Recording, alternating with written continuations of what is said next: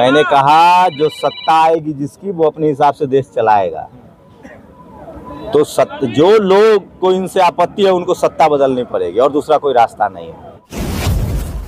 75 साल में बहुत कुछ बदला है। हमारे बाप दादा मजदूर थे, आज हम पढ़ लिख के दिल्ली में हैं, हम मीडिया में भी आ रहे हैं, सोशल मीडिया की वजह से नौकरी में भी हैं। बस ज़रूरत है कि जो लोग सिस्टम में हैं उनको मैं एक ही बात कहूँगा कि देखिए, जातिवाद किसी गरीब के साथ नहीं होता है, मजदूर लाचार बेबस के साथ नहीं होता है। जैसे बहुत सारे मनुवादी पत्रकार जाके सफाई कर्मचारी से पूछते हैं कि आपके साथ जातिवाद हुआ है, तो वो कहता है कि नहीं हुआ है। उसके साथ कैसे जातिवाद होगा, क्योंकि वो तो अपनी जाति वाला ही काम कर रहा है। मैं किसान का बेटा था, अगर मैं मजदूरी कर रहा होता तो मेरे साथ क्या जातिवाद होगा। जातिवाद उनके साथ होगा जो अपने पुश्तैनी काम को छोड़कर मीडिया में जाने की कोशिश करेंगे, जुडिशियरी में जाएंगे, कॉलेज यूनिवर्सिटी में जाएंगे, ब्यूरोक्रेसी में जाएंगे, बिजनेस में जाएंगे। आप उनसे जाके पूछिए कि आपकी क्या स्थिति है। आप कलेक्टर हो, जज जेल गए हैं ना इस देश में, एससी समाज के जज को जेल भेजा गया।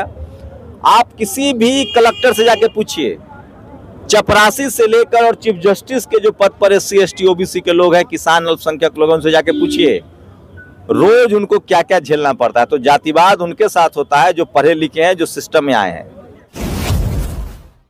दोस्तों, संसद भवन मार्ग पे हूँ और आज मेरे साथ है शंभूनाथ जी, जो दुनिया का इंटरव्यू लेते हैं और बेबाक तरीके से बोलने में एक माहिर हैं। सर, आपसे जानना चाहूंगा कि संसद भवन पे हैं, पिछली बार भी आप और कई बार आप संसद भवन में गए हैं अंदर बाबा साहब को नमन करने के लिए। इस बार नमन करने गए थे तो क्या लगा, क्या स्वरूप था वहाँ के प्रांगण का? मेरा नाम शंभू कुमार सिंह है। मैं बहुत पहले भी गया हूं और इस बार जो है वो जो बेस है मूर्ति का वो छोटा कर दिया गया है और पता नहीं सरकार की क्या पॉलिसी है। सारे जो मूर्तियां हैं उनको एक तरफ जो पुराने संसद भवन के लेफ्ट साइड राइट साइड में कर दिया गया है। मैं अभी था, चंद्रशेखर जी भी थे वहीं, मैं भी था। तो तब्दीली तो हुई है, जगह बदली गई है। जगह बदली गई है क्या? नया जब पार्लियामेंट बना है तो नए पार्लियामेंट में बाबा साहब की नई मूर्ति को कोई जगह नहीं दी गई, पर पुराने पार्लियामेंट से भी हटा दिया गया। क्या मानसिकता रही होगी? तो ये तो अब बाबा साहब के मानने वाले लोगों को सोचना है। देखिए, देश संसद से चलता है, संविधान से चलता है। तो अगर आपको लगता है कि आपके मूर्ति का सम्मान नहीं है तो संसद में भारी संख्या में आइए, अपनी सरकार बनाइए और फिर जहां मनो वहां मूर्ति लगा लीजिए। रास्ता तो यही है। ये समझना पड़ेगा इस देश के 90% लोगों को। आपको मूर्ति ही नहीं, आपको सड़क पर भी मान सम्मान चाहिए, संपत्ति चाहिए, बिजनेस चाहिए, आपको बराबर का अधिकार सम्मान चाहिए। तो डेमोक्रेसी में वही तरीका है कि आपकी पॉलिटिकल पार्टियां एकजुट हो, वो संसद में आए। भारत में उसी की पूछ होती है जिसकी संख्या संसद में है। क्या आप ये जानते हैं, आप ये कह सकते हैं कि अगर संसद में अगर हम नहीं आएंगे तो हमारी मूर्तियां जो लगी भी हुई हैं वो भी हटा दी जाएंगी? डेमोक्रेसी में तो यही होता है, जिसकी जितनी संख्या भारी उसकी उतनी हिस्सेदारी। आप संसद में मजबूत रहेंगे तो सड़क पर भी मजबूत रहेंगे। आप संसद में नहीं हैं, आपकी आवाज नहीं है, तो देखिए क्या स्थिति है आपके सामने है, उसमें छुपी हुई क्या बात है। तो फिर क्या इसके चुनाव में सबसे ज्यादा जो बड़ा मुद्दा रहा वो संविधान बचाने का रहा, लेकिन रिजल्ट आने के ठीक एक दिन पहले 3 जून की शाम को जो है मूर्ति हटा दी जाती है और विपक्षी दल अब कुछ नहीं कर रहे हैं। जो संविधान बचाने के नाम पे जो सीटें लाए हैं वो जीत कर आए हैं, उन पर क्या कहना चाहेंगे? देखिए, विपक्षी दल, ये सरकार का फैसला है, तो विपक्ष में ही आप रह सकते हैं ना। आप डेमोक्रेसी में जो सरकार होता है, उस जो सरकार चाहेगी वही करेगी। तो विपक्ष, जो लोग संविधान बचाने की बात कर रहे हैं वो सत्ता में आएंगे तब उनसे सवाल पूछिएगा। अभी तो फिलहाल वो सत्ता में है नहीं। फैसला तो सारा सरकार करती है ना। विपक्ष का तो काम है एजुटेशन करना, अपनी बात करना। हम लोग भी अपनी बात कह रहे हैं कि मूर्ति को बाबा साहब को सम्मानजनक तरीके से लगाया जाए, लेकिन डेमोक्रेटिक सिस्टम में जिसकी सरकार होगी, जिसकी सत्ता होगी, जिसकी संसद में संख्या होगी, उसी की बात चलेगी। अभी भी SC ST OBC के सांसद 50% हैं पार्लियामेंट में, beyond the party line, her party को मिलाकर। तो वो भी अगर बात कहे तो भी सरकार मानने के लिए मजबूर होगी। तो डेमोक्रेसी में आप समझिए कि जिसकी सरकार होगी वो ही फैसले लिया जाता है। सड़क पर आप संवैधानिक तरीके से अपनी बात कहने के लिए भी संविधान आपको अधिकार देता है, तो वो हम लोग कर रहे हैं।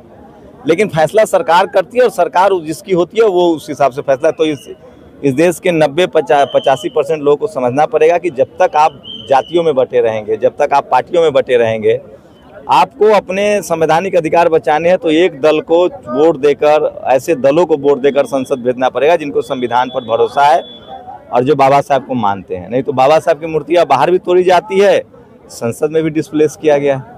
एक सवाल आ रहा है निकल के कि आप भी इलेक्शन लड़े थे संसद में जाने के लिए, और बहुत सारे ऐसे हमारे बहुजन समाज के लोग हैं जो काम करना चाहते हैं, बहुजन समाज के लिए काम करना चाहते हैं। जैसे आप में भी एक पीड़ा थी कि मैं भी बहुजन समाज के लिए काम करना चाहता हूँ, पूरे देश के लिए काम करना चाहता हूँ, पर वोट नहीं मिलता। हमारे ही समाज का लोग हमें वोट नहीं दे रहा, तो ये वोट कैसे लेके आएंगे फिर हम? देखिए, मुझे लोगों ने वोट नहीं दिया ऐसा मैं नहीं मानता हूँ। मैं जो 15 दिनों में चुनाव लड़ा, मुझे वहाँ के लोगों ने बहुत वोट दिया। मेरी लड़ाई दूसरे तरीके की थी। मेरी लड़ाई थी एक ऐसे आदमी को जो जाति सूचक शब्द कह रहा था, उसको एक बैकवर्ड लीडरशिप वाली पार्टी ही टिकट दे रही थी, हम उसका विरोध कर रहे थे और वो आदमी हार भी गया।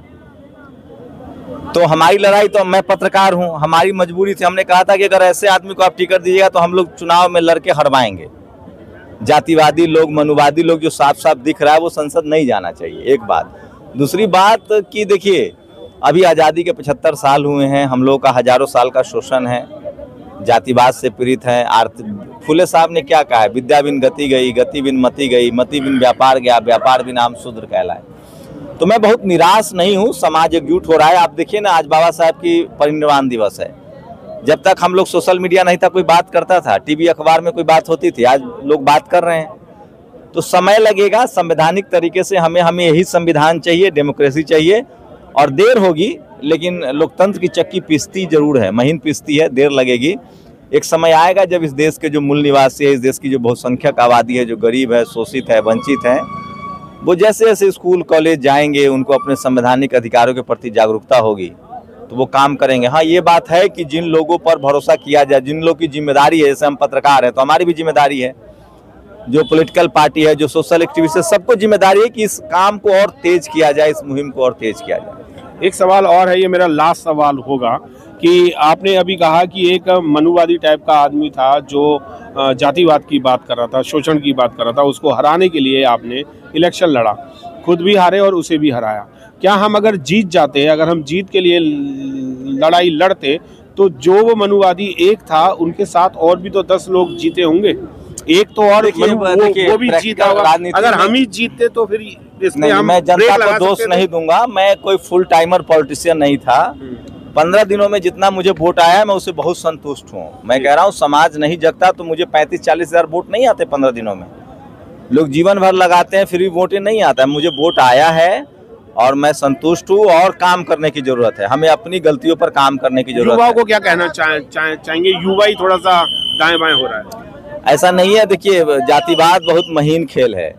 जो मनुवादी जातिवादी जितना ज्यादा पढ़ा लिखा है, वो उतना महीन खेल खेलता है। जब तक SC ST OBC किसान अल्पसंख्यक गरीब लोगों के पास पढ़ाई लिखाई नहीं होगी, संसाधन नहीं होगा, तब तक की लड़ाई, कमजोर की लड़ाई लड़ना मुश्किल काम होता है। समय लगेगा लेकिन बदलेगा, ऐसा नहीं कि नहीं बदलेगा, समय लगेगा लेकिन बदलेगा। क्योंकि जो समाज को शिक्षा से दूर रखा गया, जिस समाज को संपत्ति से दूर रखा गया, हम लोग अभी रोटी की, पेट की लड़ाई लड़ रहे हैं। कपड़े की लड़ाई है, घर की लड़ाई है, छत की लड़ाई है, ज़मीनें नहीं है, बिजनेस नहीं है, शहर पर कब्जा नहीं है, मीडिया नहीं है, जुडिशरी में लोग नहीं हैं। लेकिन मैं फिर भी कह रहा हूँ, मुझे जो भी चाहिए बाबा साहब के संविधान से ही चाहिए, संवैधानिक तरीके से ही चाहिए। और मैं बहुत होपफुल हूँ कि 75 साल में बहुत कुछ बदला है। हमारे बाप दादा मजदूर थे, आज हम पढ़ लिख के दिल्ली में हैं, हम मीडिया में भी आ रहे हैं, सोशल मीडिया की वजह से नौकरी में भी हैं। बस ज़रूरत है कि जो लोग सिस्टम में हैं उनको मैं एक ही बात कहूँगा कि देखिए, जातिवाद किसी गरीब के साथ नहीं होता है, मजदूर, लाचार, बेबस के साथ नहीं होता है। जैसे बहुत सारे मनुवादी पत्रकार जाके सफाई कर्मचारी से पूछते हैं कि आपके साथ जातिवाद हुआ है, तो वो कहता है कि नहीं हुआ है। उसके साथ कैसे जातिवाद होगा? क्योंकि वो तो अपनी जाति वाला ही काम कर रहा है। मैं किसान का बेटा था, अगर मैं मजदूरी कर रहा होता तो मेरे साथ क्या जातिवाद होगा? जातिवाद उनके साथ होगा जो अपने पुश्तैनी काम को छोड़कर मीडिया में जाने की कोशिश करेंगे, जुडिशियरी में जाएंगे, कॉलेज यूनिवर्सिटी में जाएंगे, ब्यूरोक्रेसी में जाएंगे, बिजनेस में जाएंगे। आप उनसे जाके पूछिए कि आपकी क्या स्थिति है। आप कलेक्टर हो, जज जेल गए हैं ना इस देश में, SC समाज के जज को जेल भेजा गया। आप किसी भी कलेक्टर से जाके पूछिए, चपरासी से लेकर और चीफ जस्टिस के जो पद पर SC ST OBC के लोग हैं, किसान अल्पसंख्यक लोगों से जाके पूछिए, रोज उनको क्या क्या झेलना पड़ता है। तो जातिवाद उनके साथ होता है जो पढ़े लिखे हैं, जो सिस्टम में आए हैं।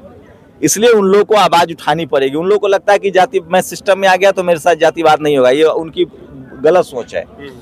जातिवाद उसके साथ नहीं होगा जो गरीब है, लाचार है, बेबस है, जो सिस्टम से बाहर है।